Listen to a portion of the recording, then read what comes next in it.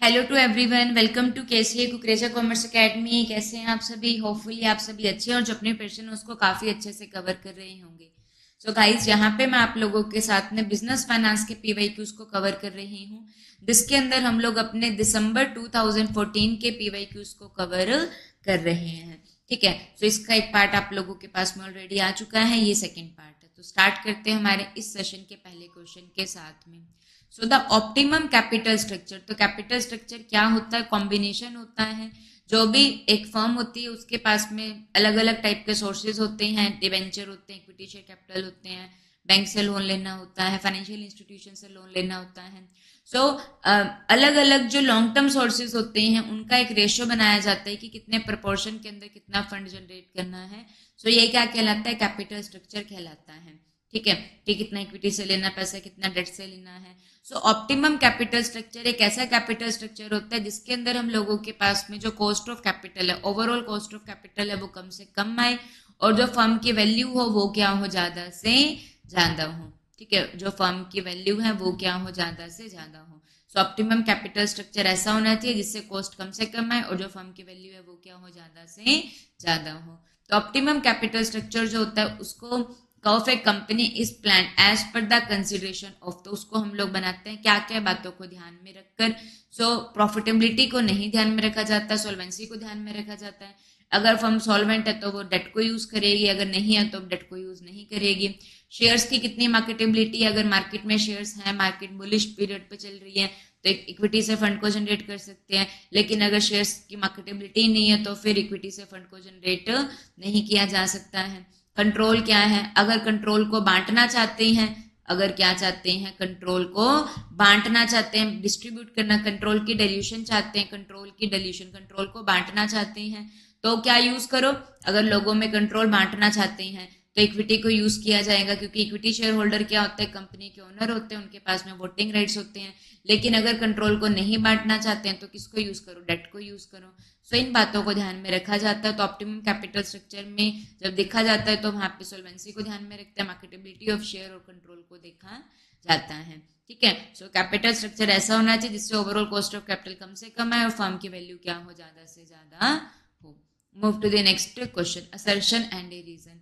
Investor in the capital market, जो capital market होती है आप लोगों को पता है दो तरीके की मार्केट होती है।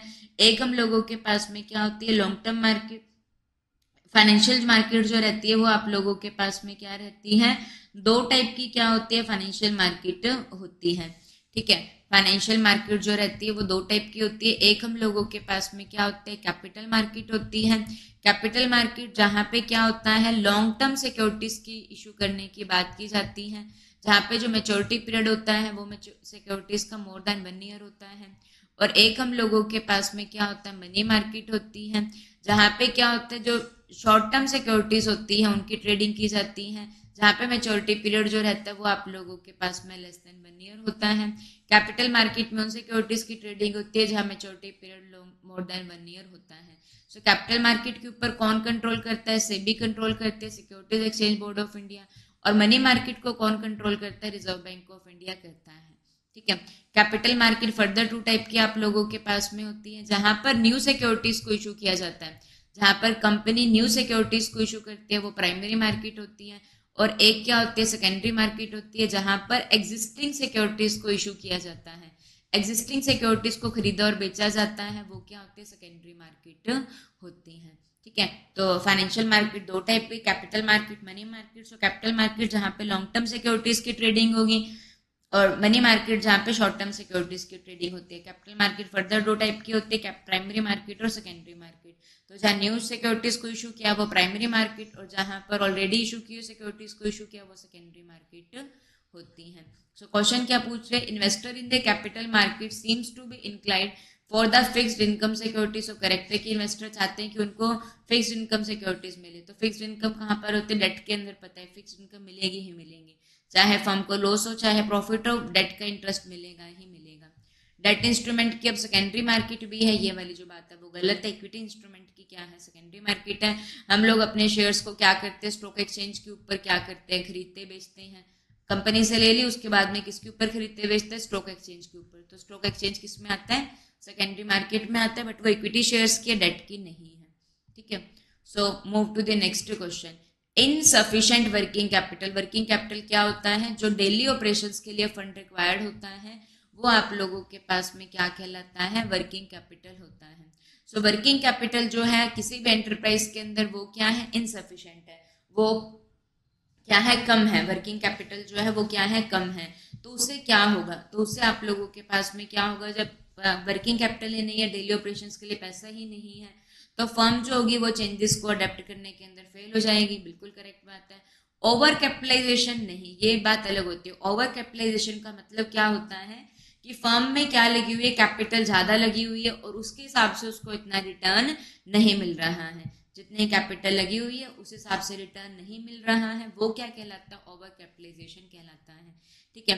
तो इनसफिशिएंट वर्किंग कैपिटल से क्या होता है कि चेंजेस नहीं अडॉप्ट कर पाते हैं, और जो ट्रेड और कैश डिस्काउंट होता है वो भी अवेलेबल नहीं होता है। ट्रेड डिस्काउंट को क्या कहा जाता है? फंक्शनल डिस्काउंट भी कहा जाता है। ये कब दिया जाता है? जब ज्यादा से ज्यादा सेल करनी होती है ना, तो क्या दिया जाता है? ट्रेड डिस्काउंट दिया जाता है, और इसको बुक्स में भी क्या किया जाता है? शो किया जाता है। लेकिन जो कैश डिस्काउंट होता है इसको क्या किया जाता है? बुक्स के अंदर शो नहीं किया, सॉरी, ट्रेड डिस्काउंट को बुक्स के अंदर शो नहीं किया जाता है। ट्रेड डिस्काउंट किस लिए दिया जाता है? सेल्स को बढ़ाने के लिए दिया जाता है, इसको बुक्स में शो नहीं किया जाता है। वेल कैश डिस्काउंट जो होता है ये आप लोगों के पास में क्या होता है? इसको क्या किया जाता है? जो बुक्स ऑफ अकाउंट्स होते हैं उसके अंदर भी क्या किया जाता है? शो किया जाता है। ठीक है। और ये किस लिए दिया जाता है? ताकि जो पर्सन है, जो डेटर है, वो क्या कर दे? हम लोगों को इमीडिएट पेमेंट कर दे। ठीक है, जल्दी पेमेंट कर दे। फास्ट रिकवरी के लिए क्या किया जाता है? ये डिस्काउंट दिया जाता है, जिसको क्या कहा जाता है? कैश डिस्काउंट कहा जाता है।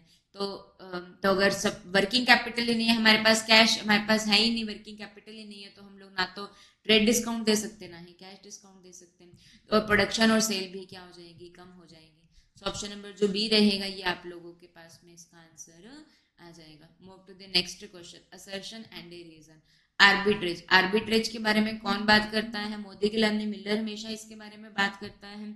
जो मोदी गिलानी मिलर होता है ये आप लोगों के पास में क्या हो जाएगा? तो जो मोदी गिलानी मिलर होता है ये आप लोगों के पास में आर्बिट्रेज के ऊपर बात करता है। ठीक है। तो ये क्या कहते हैं कि जो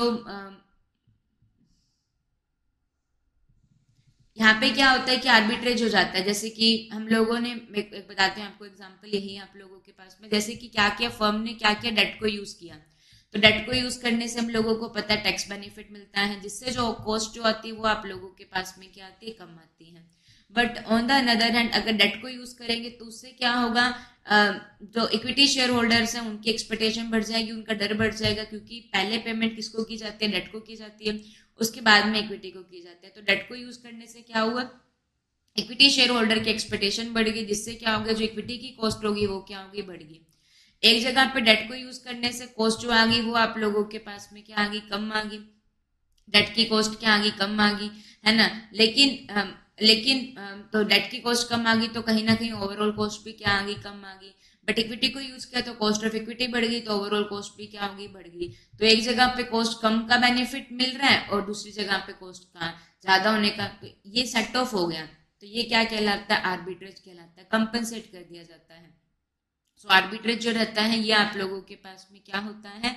keep the cost of capital constant. तो ये एक जगह कॉस्ट कम हुई और एक जगह बढ़ गई, तो बात तो क्या रही? सिमिलर ही नहीं ना। तो कॉस्ट ऑफ कैपिटल जो रहा वो तो आप लोगों के पास में क्या रहा? कांस्टेंट ही रहता है। सो जो आर्बिट्रेज रहता है वो क्या करता है? कॉस्ट ऑफ कैपिटल को कांस्टेंट रखता है। सो ये आप लोगों के पास में करेक्ट है।